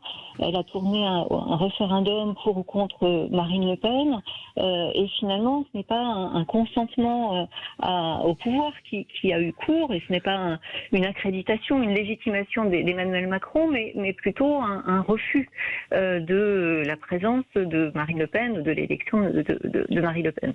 De ce fait, eh bien, on n'est pas dans une séquence par laquelle il y a un processus de consentement au pouvoir qui est, Max Weber l'a bien montré, un mécanisme fondamental des démocraties. Mécanisme qui fait que la minorité a perdu, mais elle consent au pouvoir parce qu'il y a la loi de la majorité, elle reconnaît qu'elle n'a pas su convaincre à un moment donné, et elle fait preuve de patience civique, elle attend l'échéance suivante pour essayer cette fois-ci de l'emporter. Donc là, on n'a pas ce phénomène fondamental dans les démocraties de consentement au pouvoir. Et je pense que la situation a été aggravée par l'absence de débat au Parlement, qui a été en grande partie empêché. Je ne vais pas revenir sur tous les épisodes qui ont fait 49.3, etc. 49.3, mais auparavant, le fait que seuls les quelques pauvres premiers articles de la loi étaient discutés au Parlement, qu'on ait mis en place la procédure de commission mixte paritaire, qu'aujourd'hui à nouveau on évoque le fait que la loi, la proposition de loi qui évoquerait ce changement de date de départ à la retraite pourrait être repoussé au motif que ce ne serait pas constitutionnel. Bref, il y a tout un tas d'éléments qui font que il n'y a pas de lieu de débat et qu'il ne peut pas y avoir de processus par lesquels les problématiques soient élaborées. Mais ça ne justifie pas la violence. Je ne suis pas du tout en train de justifier. Il n'y a pas de lieu de débat, mais on a débattu de ça. Est-ce que... Bougez pas, Nathalie Duclos, pardon, excusez-moi. Allez-y, Madame, est-ce que d'abord, n'avez-vous pas l'impression que la violence et non plus exactement les problématiques politiques que vous évoquez comme cause de la violence de plus en plus vive aujourd'hui sont des prétextes qu'en réalité, on a de plus en plus des oppositions qui sont en quelque sorte des mauvaises joueuses démocratiques, qu'elles n'acceptent pas ce que les urnes ont décrété. Et deuxième élément, est-ce que vous ne croyez pas qu'un paroxysme aujourd'hui existe à cause d'Emmanuel Macron, qui n'y peut pas grand-chose souvent, parce que le débat politique, à cause de lui, et probablement parce que sa personnalité l'inspire, a été remplacé par une détestation personnelle. Nathalie Duclos. Alors, sur les perdants mauvais joueurs, je pense que c'est beaucoup plus compliqué que cela. J'ai évoqué la dernière élection présidentielle, mais la précédente s'était déjà fait sur cet enjeu ça avait tourné au référendum pour ou contre Marine Le Pen. Donc, je pense qu'il y a des conditions de débat qui sont de moins en moins souvent remplies et qui font que les processus de consentement au pouvoir ne se mettent pas en place. Par ailleurs, il se trouve aussi que on est dans un fonctionnement du pouvoir où les corps intermédiaires sont assez largement écartés, sont mis à l'écart, ils ne sont pas pris au sérieux, on ne leur donne pas de rôle, de place dans la société. Or, ces corps intermédiaires, moi j'ai travaillé sur les manifestations paysannes dans les années 1960. Eh bien, ces manifestations, quand on les regarde, elles étaient très violentes. Et ce qui s'est passé du temps des Gilets jaunes pouvait s'en rapprocher. Nathalie Duclos, Elisabeth Lévy, Olivier Dartigol, mais moi je suis un peu glacée par... Permettez que je continue. Donc on peut peut-être faire un dialogue aussi. Parce que là, on regarde la pendule, en fait. Mais Nathalie Duclos n'a pas la pendule. D'accord. Je n'ai pas la pendule et je n'avais pas terminé. Donc, je voudrais juste dire, voilà, il y a des corps intermédiaires qui souvent ont un rôle de contrôle social. Ça a été très vrai de la FNSEA dans les années 60 vis-à-vis des manifestations agricoles. Elles ont contenu la violence de leur base. Aujourd'hui, on a mis à l'écart les corps intermédiaires. Pardon ? Ni les syndicats comme corps intermédiaires. Elisabeth Lévy, vous permettez, Nathalie Duclos. Oui, merci. Non, mais moi, je suis un peu, disons, glacée par vos propos parce que je trouve tout à fait normal qu'on cherche à comprendre, mais en quelque sorte, il y a derrière une sorte de légitimation d'une certaine violence. Non, en tous les cas, c'est ce que j'entends. Quand vous nous dites c'est parce qu'il n'y a pas eu de débat, d'abord je récuse cette idée qu'il n'y a pas eu de débat. Ça fait 3 mois que nous ne parlons que de ça. À l'Assemblée, il y a eu le débat a eu lieu de façon peut-être très virulente. Il y a eu toutes sortes de séances de questions au gouvernement. Excusez-moi, les positions des uns et des autres ont été connues. Et comme l'a dit Philippe, on peut ne pas être satisfait par le processus qui a mené à l'adoption de la loi, si vous voulez, mais il n'y a pas de quoi entrer en insurrection. Et par ailleurs, ce que j'essaye aussi de dire, c'est que dans cette violence nouvelle, il y a aussi quelque chose qui est la sacralisation de ce que chacun ressent. L'individu roi, si vous voulez, a une pulsion, quelque chose lui déplaît, et comme il n'a pas accès au langage, si vous voulez, et de même, c'est pour ça d'ailleurs qu'on fait plus de second degré, on essaye de l'éviter parce qu'on est à peu près sûr d'être incompris par beaucoup de gens. Comme il n'a pas accès à cela, sa colère est sainte et lui donne tous les droits. Je suis désolé, je veux dire, ça ne peut pas aussi être oublié. Oui, mais notre invité dit des choses justes en rappelant que la campagne des présidentielles n'a pas permis d'instruire un débat de haut niveau, de qualité, réellement pluraliste, contradictoire, permettant aux corps citoyens de trancher. Les élections législatives dans la foulée ont montré aussi qu'elles étaient le parent pauvre. On paye cash l'inversion du calendrier électoral, le quinquennat, la personnalisation outrance. Rappelez-vous la période jupitérienne du premier quinquennat où Emmanuel Macron lui-même théorisait le fait que les contre-pouvoirs étaient has-been, que ce soit le Parlement, les élus, les syndicats. La démocratie parlementaire va mal, la démocratie sociale va mal. C'est pour ça que aussi beaucoup de personnes attendent cette respiration démocratique à mi-temps Certains présentent même les élections européennes comme des midterms à la française, pouvant permettre justement cette respiration démocratique. Ça veut dire qu'il y a tout un tas de processus qui s'additionnent, qui coalisent vers ce qu'on appelle, et moi je suis d'accord avec l'expression, une véritable crise démocratique, qui fait que dire ça n'est en rien justifier la violence. Mais ce qui vient d'être dit sur la FNSEA et sur les luttes paysannes, que je connais aussi de par mon secteur géographique, le Sud-Ouest, c'est vrai qu'il y avait des contre-pouvoirs qui permettaient de réguler et qui permettaient de garder le champ social et citoyen dans des cadres qui permettaient à certains moments le compromis et la sortie de crise. Oui. Et l'effet de la mise à l'écart de ces corps intermédiaires, le fait qu'il n'y ait pas de vote, donc il y a eu un débat qui a été tronqué, mais il n'y a pas eu de vote non plus. C'est le vote qui fait qu'il y a un effet de consentement au pouvoir. Tout cela a pour effet que les choses se cristallisent sur la personne d'Emmanuel Macron et sur sa famille. Il y a un effet de personnalisation extrêmement fort, avec tout un tas d'effets absolument déplorables. Mais Emmanuel Macron et de façon élargie sa femme, sa famille sont considérés comme un clan, comme une clique qui gouverne et qui n'écoute pas. Donc cela est extrêmement préjudiciable. Mais moi, ce que je voudrais souligner, et ce qui a été dit juste avant moi, c'est effectivement on est face à une crise de la démocratie représentative. Il n'est qu'à regarder l'extrême augmentation des taux d'abstention avec les votes blancs. Ce sont quand même des signes extrêmement tangibles. Quand on voit que les Turcs ont voté à presque 80% ces dernières élections, ça donne à réfléchir. Restez avec nous, 0826 300 300. Philippe qui veut réagir. Philippe, rebonsoir. Oui, bonsoir. J'écoute avec énormément d'intérêt tout ce que vous venez de dire parce que je suis dans une région où ça fait très longtemps que la démocratie n'existe plus. Et j'en ai à vous prouver. Vous êtes en Nouvelle-Aquitaine. Voilà, j'en ai à vous prouver que nous avons des élus qui se sont à haut niveau, qui organisent la musique d'un ministre au moment où le ministre arrive. Et que le député accompagne le ministre, il fait cordialement siffler le député parce que le député n'est pas dans les lignes politiques de l'élu local. Bon, alors ça, c'est une faute démocratique qui est absolument inadmissible.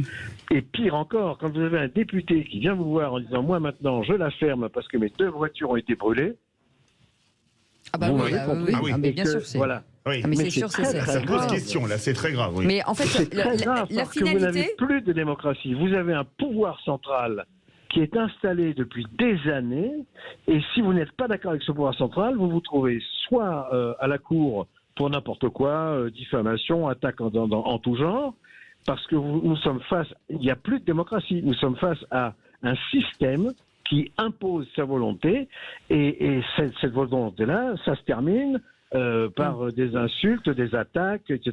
Donc il n'y a plus de démocratie. Philippe Bilger, moi je ne suis pas totalement d'accord avec notre interlocuteur. Et il y a un paradoxe, c'est que en ce qui me concerne, je ne dénie pas le fait que nous soyons en démocratie, imparfaite peut-être, mais en démocratie, et que pourtant je reviens à mon goût pour la psychologie, c'est la personnalité d'Emmanuel Macron lui-même qui nous donne l'impression d'une forme d'autocratie. C'est très différent. Eh bien, vous restez avec nous, on reste ensemble jusqu'à 19h. On continuera ce sujet, bien entendu. On fait une petite pause, on revient dans un instant. À tout de suite. Les vraies voix Sud Radio, 17h-20h. Philippe David, Cécile de Ménibus. C'est les vraies voix jusqu'à 19h avec Philippe Bilger, Elisabeth Lévy, Olivier d'Artigol et notre invité Nathalie Duclos, maître de conférence en sciences politiques à l'Université de Tours, co-auteur du livre Violence politique chez Armand Collin. On revenait il y a quelques instants. Elisabeth Lévy sur les propos de Nathalie Duclos et ceux d'Olivier d'Artigol, de dire finalement, c'est pas qu'elle s'explique cette violence, mais aujourd'hui, certains disent qu'il n'y a plus. Tout phénomène humain s'explique. chercher à le comprendre. Et évidemment, je voulais revenir sur le vote. Oui. Alors, moi, je voulais revenir sur deux choses. La première, c'est que la violence ne peut pas trouver sa source uniquement dans le système, dans les éléments extérieurs, chez les politiques, chez Macron, qui n'aurait pas fait ci ou ça, etc. Elle doit aussi avoir des explications qui tiennent aux gens qui sont violents. Je ne crois pas que les 8 imbéciles, pour parler poliment, et même des salauds, parce que se mettre à 8 contre 1 qui ont attaqué ce jeune homme, si vous voulez, aient été poussés par le fait que les syndicats jouent pas leur rôle ou qu'on les laisse pas jouer leur rôle. Ça, je ne le crois pas un instant. Je crois qu'il y a aussi des phénomènes de décivilisation qui sont des phénomènes individuels et qui posent vraiment problème. Et par ailleurs, j'en ai un peu assez d'entendre des gens qui ne vont pas voter nous expliquer que Macron est un salaud, qu'on n'a peut-être pas le choix merveilleux, mais au premier tour, il y avait quand même un éventail assez large de choix. Je suis désolé, on n'est quand même pas... donc, ne pas aller voter, puis après dire « Ah là là, je suis une victime du système », je trouve ça inconséquent. Nathalie Duclos, est-ce que on a souvent des débats aux vraies voix que je vais résumer de la manière suivante. Certains considèrent que la violence a toujours existé dans la vie politique, et d'autres, dont je suis, disent que tout de même, depuis quelques années, elle a connu une ampleur, voire un paroxysme totalement effrayant. Votre point de vue serait lequel ? Mais écoutez, je pense que la violence, c'est un phénomène social. Donc, ce n'est pas quelque chose qui est inscrit dans la nature des choses. C'est quelque chose qui est historicisé, qui s'inscrit dans les relations. Donc, je ne pense pas que l'idée qu'elle a toujours existé soit une bonne idée. Il y a eu des phénomènes de pacification du fait de l'instauration, de l'installation des démocraties, de leur développement, de la mise en place d'un certain nombre de pratiques. Tout cela s'est fait assez lentement, mais le système démocratique est un système qui engendre plutôt des relations pacifiées, parce qu'il y a des modes de régulation, il y a des façons de gérer, de réguler les controverses, et tout cela fait que la violence ne trouve pas sa place. Mais lorsque ces mécanismes-là se grippent, eh bien, la violence va trouver sa place, justement parce que il y a eu ce grippage. Voilà. Donc, sur la question de plus ou moins, c'était extrêmement compliqué. C'est extrêmement compliqué de. En tout cas, elle a l'air d'être plus visible aujourd'hui, plus prégnante aujourd'hui. Alors peut-être qu'elle est montrée plus facilement par la télé, la presse et les réseaux sociaux. Absolument. Il faut s'interroger aussi sur le thermomètre que l'on a. Il y a sans doute une plus forte médiatisation, il y a sans doute des réseaux sociaux qui colportent. Donc tout cela donne un effet d'amplification. Et donc pour avoir une idée bien fondée de ce qu'il en est réellement de l'évolution de la violence, eh bien il faut prendre du temps, faire des recherches longues, objectiver. De quoi parle-t-on ? Et il y a des violences physiques, il y a des violences symboliques, il y a des violences verbales, il y a des violences physiques contre les personnes, des violences contre les biens. Établir tout un tas d'indicateurs qui permettent d'analyser plus finement la chose. Absolument. Mais dans l'ensemble, des travaux qui portent sur, par exemple, tout ce qui est de l'ordre des manifestations, on montre qu'il y a eu plutôt une tendance à la modération, sauf depuis quelques années, et notamment avec des changements de mise en place du maintien de l'ordre et une moindre acceptation, une moindre régulation de l'expression.